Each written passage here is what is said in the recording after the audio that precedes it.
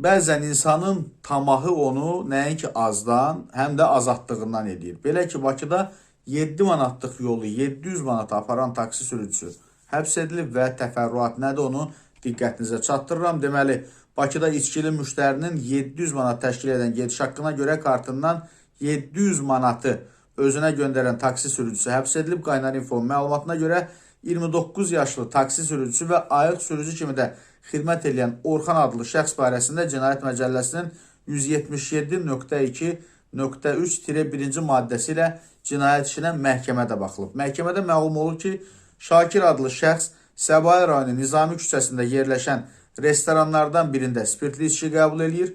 Evinə getmək üçün təxminən saat 5:15 radələrində taksi fəaliyyəti ilə məşğul olan Orxanın avtomobilinə əyləşir.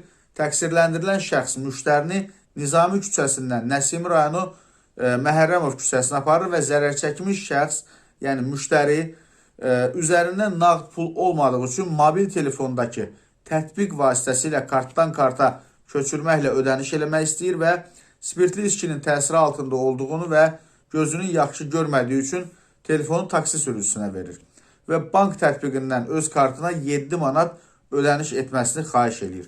Sonra isə ödəniş əməliyyatına baxmadan həmin şəxslə sağollaşaraq mənzilinə qalxır. Bir gün sonra əməliyyat tarixçəsinə baxarkən kartdan başqa bir karta 700 manat pul köçürüldüyü məlum olur. Və məlum olur ki, özünü Orxan kimi təqdim edən taksi sürücüsü 7 manat əvəzinə 700 manatı başqa bir kart hesabına köçürüb. Bu əməliyyat zamanı 7 manat komissiya haqqı da tutulub. Və Orxanla əlaqə saxlayır müştəri, yəni taksi sürücüsü ilə ki, pulu geri qaytarsın.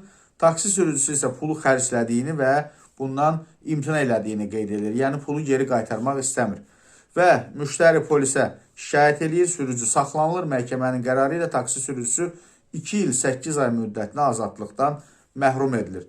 Təqsirləndirilən şəxs cəzasını ümumi rejimli cəza çəkmə müəssisəsində çəkəcək.